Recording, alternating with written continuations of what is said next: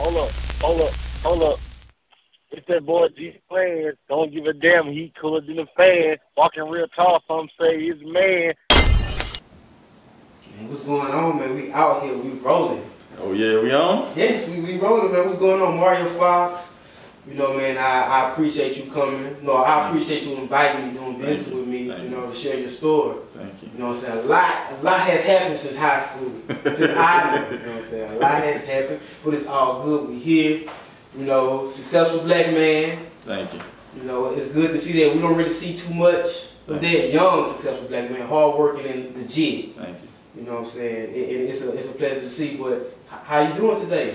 I'm doing good, man. I'm doing good, man. Blessed. Can't complain. You know, here, alive, kicking.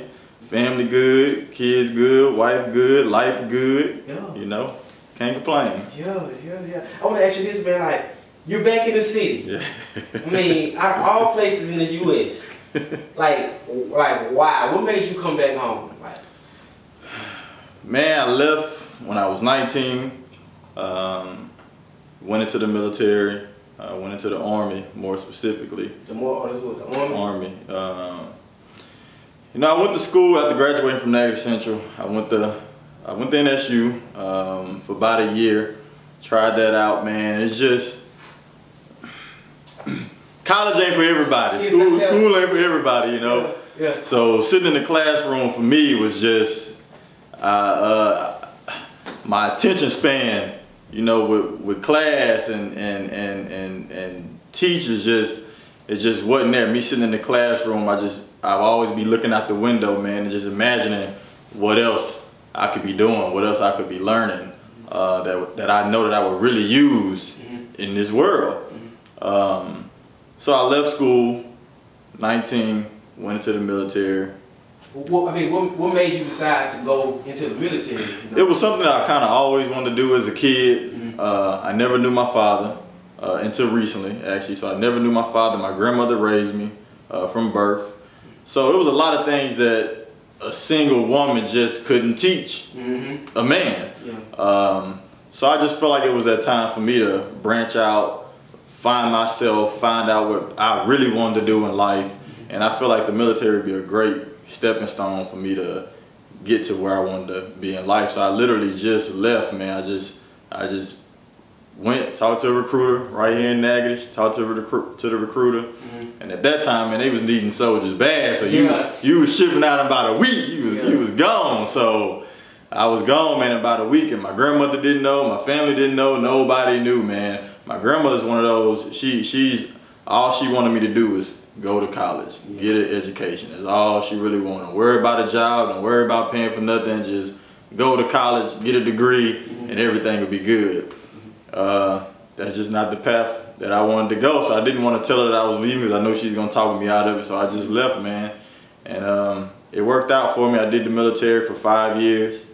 I want to before you get into before you made a decision to go to the military. See, you know, the people who go see this, they gonna say, "Oh, Mario, we used to see him at school, and you was always a fly guy, always a fly guy." You know, now during the time, let me see, I graduated in 08, and you graduated in 07. Yeah. But during that time, you know, school was still kind of rowdy because they fighting. It was crazy, and I'm saying from 2005. To like 7, because you know when New Orleans came, that's when it, man, I was lucky not to get into it. Yeah. It was a lot of stuff going on in school. Yeah. A lot of fights. When I saw a lot of drugs, a whole bunch of stuff that I don't know if people knew what was going on in that system during that time. Yeah. You know what I'm saying? Now, to me, and I already know people gonna say I wasn't no big tough guy or whatever. And like you was always like the fly, you know what I'm saying? So I don't know, what's it like, all right, I'm gonna go get tough as well, like what was it, you know? It really didn't have anything to do more so with the toughness. I did have my uncle there that was there kind of helping raise me, my grandfather that was there in respects to a father figure or a man figure in my life. I did have those two guys that were, you know, helping me, teaching me a lot. My uncle really toughened me up. He was really that guy that made me, you know, be tough as a kid. So the military wasn't more so going to get tough. It was more so going to get smarter, more so going going to figure out what I really wanted to do with life and where I wanted to take my path, honestly. I want to say this too, man. All right, you went to the military, you enlisted. Like what was the process like? It was easy to get in, or? Man, at that time, for me it was easy. I didn't have a bad background. I didn't have anything on my record, so it was very. I was almost the prime candidate to walk in, and recruiters don't get that all the time. Recruiters don't get people to walk in and say they want to leave. My wife is a recruiter now, so I see it every day, what she has to go through to get people to join the military. So for me to walk in the door and to say, this is what I want to do, the recruiter was like, damn, this is a perfect opportunity for me to get, you know, this perfect guy into the military. So it wasn't hard. I don't really like to say anything is hard. It's more so a little bit difficult. It's not hard, it's more difficult. But when I got in, getting there, I would think adapting was the biggest thing. My first time being away from Natchitoches, a small city, you know, there's not a lot of people here. So my first time away, 19, never really been away from home, never been away from my grandmother, you know what I'm saying? Not really knowing what the hell did I get myself into. So, you know, pulled up in Oklahoma. That's where I went. That's where I started basic training, Oklahoma. Pulled up on the bus, man. When I pulled up in the bus, it was me and like, man, maybe about 60 other kids on that bus. We all young, man, 19, 20s, 18-year-old kids, don't know what we gotten ourselves into. And we pull up on that bus, man, it's nighttime, and I see that drill sergeant. It actually was about seven to eight drill sergeants yelling, screaming. They come on the bus, yelling, screaming. I'm like, oh, man. So I took out my cell phone, I called my grandma, and she's like, what's all that screaming in the background? I'm like, I joined the military. And she's like, what? That was my last phone call with her until I graduated basic training. So I just wanted to tell her. How long was basic training? I think it was 9 weeks long. So 2 months in a week? Yeah. You haven't talked to nobody? I didn't talk to nobody, man. And at that time, you didn't have no cell phones, man. You couldn't call nobody. You couldn't do nothing. All you was getting was letters.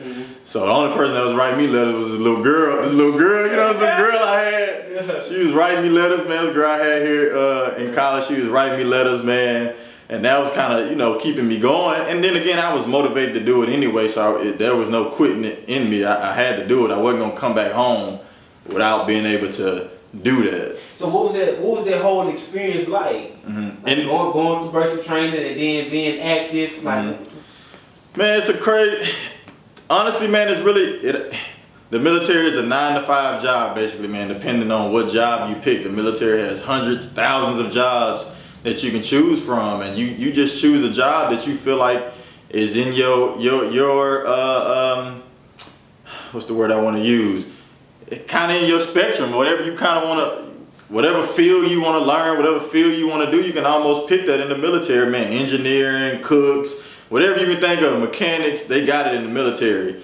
So me, man, I really wanted to be infantry. I wanted to be with them guys that was, you know, with the big guns, shooting the big guns, toting the big guns, you know, jumping out of planes, Rangers, Special Forces. That was the type of stuff that I really wanted to do. Did you do all of that? So when I went in, my main goal first was to be airborne. My main goal was to jump out of planes, because airborne opened doors to everything. Airborne school, if you had them wings on your shoulder, if you jumped out them planes, that opened the door for you to do anything. It opened the door for you to go to Special Forces, it opened the door for you to go to Ranger school and stuff like that.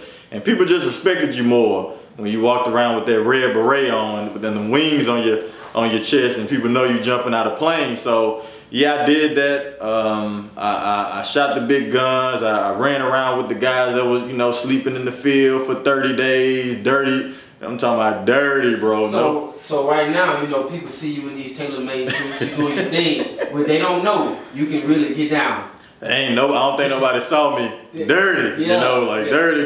What I really had to go through to be able to get in these tailor-made suits, man. I'm telling you, I was for 30 days, man. I remember we came to Fort Polk for some training, man, and you talking about just in the grind, man, just literally sleeping in the mud. We literally would dig a hole, man, in the ground, and we would sleep in them holes, man, and it was a whole big training, and it was like a real life exercise where you really had to, Now I want to ask you this. I don't know if it's true or not, but I don't know who told me. I ain't gonna say who told me.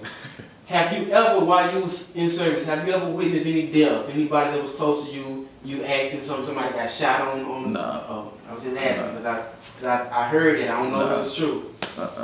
And you're not gonna listen, man. You're not gonna really find a lot of. I'm gonna say this. You're not gonna find a lot of military guys that's really seen a lot, that's really done a lot, that's really deployed multiple times and saw their friends die and been in a whole lot of action. You're not gonna really get those guys to do a whole lot of talking, man, because that's something that's very near and dear for you to see somebody die, for you to see casualties and see, you know, guts over here and people blown up. That's a little bit, you know, hard to talk about for everybody. Some guys will talk about it, but in the military we always say, man, that guy that's talking about it and the guy that's saying he doing all that is really the guy that's not doing it. So that guy that's more quiet about it, not really talking about it, those more so the guys that's really been in the thick and thin. They really not gonna talk too much about that type of stuff. All right, I want to say this, man. All right, you did 5 years in the military. Yep. You know, right now we know you as people who see you now. We know you as the real estate guy. Right. That was in D.C. Right. So after you get your 5 years, how did you end up in D.C.? So, man, the military, like I said, the military was the best decision that I could have possibly made.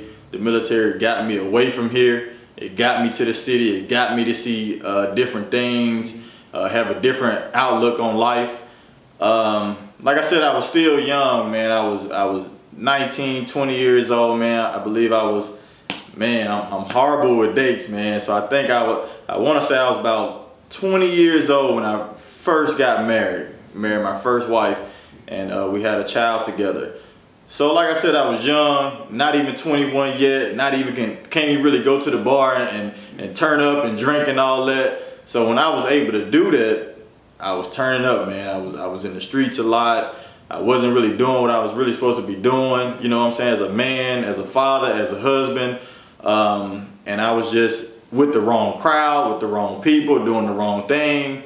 And doing that, being with the wrong people, doing the wrong thing, is really what kind of caused my military career to kind of end sooner than I expected it to end. So after my military career kind of came to an end, that's when I started going through my first divorce. Started going through my divorce, man. I was kind of, like I said, on my own. Wasn't going out much. Wasn't you know, kind of, I won't really say depressed, but I kind of was like, well, damn, man, what I'm gonna do with my life now? The military was kind of everything that I had at that point. I didn't know anything else. I'm in North Carolina. I don't have any family here. I don't know anybody here. So you was in North Carolina first? I was in North Carolina. I was a couple places before that, but I was really stationed in North Carolina. So when my military career ended, that's where I was, in North Carolina. And I started going back to college. I started going to this community college, and I started going back to school for architecture. I've always been into real estate. So I was studying architecture. I was drawing unemployment. I was getting like $600 a week, man. I was balling, bro. I was balling, getting that $600 a week, and I was getting that pay from going to school. Then that money stopped coming in. That unemployment stopped coming in. It stopped rolling in. So at this point, man, I got a car note. I got rent, you know, I got other responsibilities that I got to take care of, and it's kind of just me on my own, so I kind of had to figure it out, man. And that's when I met my wife now, my wife that I'm with now, Crystal, and we started dating. She got an opportunity to go work at the Pentagon in D.C., and kind of jokingly, you know, I said, man, you know what, it'd be good to be able to, you know, get out of this area, get a fresh start, and see something different. Yeah. And we decided to make that decision together to branch out, move, and go to DC together. And that's what got me to DC. DC, like, and I want to say this too, man. Like, you know, we both from Nashville, though. You know, I travel when I'm not working. I travel. I haven't been to DC yet. Oh man! But they say it's nice up there, nice market. I was told it's a high class on cost of living too, but that's we were talking about this later. But like, how was it like? How was it like making that transition? Man, it really wasn't bad at that point, man. I'm used to moving, I'm used to adapting, I'm used to figuring it out. It was a little difficult, man, because I honestly would tell you that I maybe had like $2 to my name, bro. $2 in my account. Couldn't afford nothing. So my wife, when we moved up there, we went up a couple times, back and forth from North Carolina to look for homes. And then we really didn't find anything, and then we went back up one last time, and we met this real estate agent. I'm gonna say his name, Anthony Mason, 'cause I know you're gonna watch this. Hell yeah. Anthony Mason, man, I met this guy, man, my wife and I, we were boyfriend and girlfriend then, but we pulled up to this house. We were looking at this house, man, and this sharp black guy pulled up in a nice BMW. He hopped out with a nice suit on. I'm like, man, that dude, like that's kind of, I've always had that passion of, like you said, I always kind of fly, so I always wanted to wear suits, man. I always wanted to gig where I could wear suits every day and drive those type of cars and make that type of money. So when he pulled up, man, it kind of, it impressed me. Like, man, a young black man that's doing it here, and I don't know anybody in DC at this point, and this is the first businessman that I meet, and this is a great kind of, this is the image that you kind of want to see, you know what I'm saying? So I told him, I said, man, you know, I'm really interested in getting in real estate. And I don't think he really believed me. He said, all right, man, well, I'm gonna send you this information, you know, I'm gonna send you the link to the school, you know, go to the school, you know, and then holler at me when you're done with that. So, you know, businessmen up there are different. No, they're not gonna give it to you as no handouts, you know, they're gonna give you a little bit, and they're gonna say, figure it out. And once they see that you figure it out, then they're gonna say, okay, this guy really put the effort forward, and now I can spend time with this guy because he's really serious about it. So we found, my wife and I found the house in the middle of construction. So we got the house before they were done.